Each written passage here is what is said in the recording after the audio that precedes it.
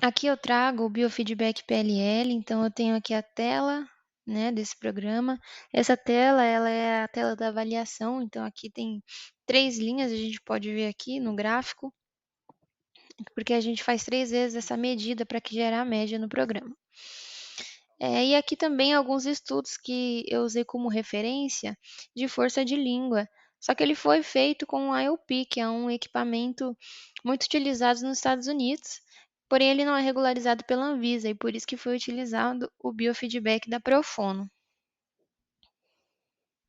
Vale destacar também que o IOP ele tem suas diferenças em relação ao biofeedback da Profono. Então, o material, né, peso, conformação do bulbo, todos esses são fatores aí que diferem do biofeedback, apesar do biofeedback da Profono, apesar de terem o mesmo objetivo.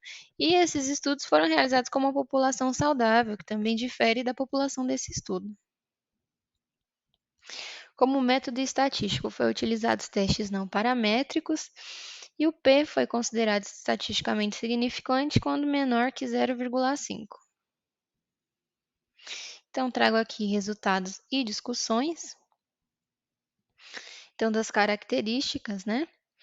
Teve um predomínio do gênero masculino, colaborando com a literatura nacional e refletindo os dados brasileiros quanto ao perfil dos pacientes com IC. A média de idade encontrada concorda com estudos que encontraram 62,85% e 66,04% dos indivíduos com IC acima de 60 anos. Das comorbidades, tivemos RAS e arritmias em sua maioria, né, e se aproxima dos dados encontrados aí no estudo de POFO de 2017, que encontrou RAS em 52,5% dos pacientes e arritmias em 39,8% da amostra de 779 indivíduos internados em um hospital terciário de Santa Catarina com IC. Das doenças neurológicas, eu destrinchei aqui porque foram 29% e esse diagnóstico ele vai influenciar bastante na disfagia. Então, 14,5% foi AVC, 5,8% foi AIT e 5,8% foi Parkinson, né? 2,9% foi demência vascular. Da hipótese diagnóstica fonoaudiológica, então verificou-se disfagia em 38% dos pacientes. Esses achados vão se assemelhar em relação à idade média de 79,5 anos e incidência da disfagia em 32,9% em pacientes avaliados na admissão hospitalar, de acordo com o estudo de Matsu de 2020. Em relação à fração de ejeção do ventrículo esquerdo e o MoCA, a média da fração de ejeção foi apontada como maior que 50%. E 65% dos indivíduos apresentaram resultado no MoCA sugestivo de comprometimento cognitivo, se assemelhando aos dados encontrados na literatura, em que os pacientes com IC com fração de ejeção preservada também apresentaram resultado no MoCA sugestivo de prejuízo cognitivo.